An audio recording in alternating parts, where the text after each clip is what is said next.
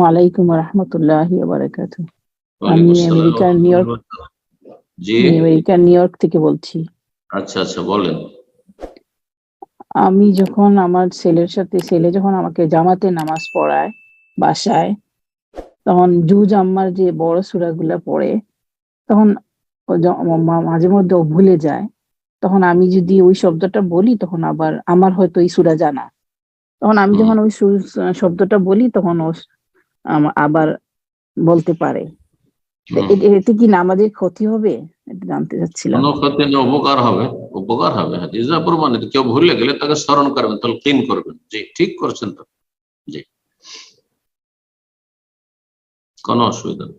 ইমাম ইমাম পড়ছেন, যে কোনো ইমাম হোক, এমনকি যদি আজনবী ইমামও হয়, আর যদি ভুলে যায়, আর সেখানে কোনো পুরুষ না থাকে, আর মহিলা পিছনে আছে, আওয়াজ পৌঁছে যাবে, সংশোধন করে দিতে পারছে, জায়েজ, অসুবিধা নেই। কিন্তু প্রয়োজনে মহিলার আওয়াজ বেগানা পুরুষও শুনতে পারে।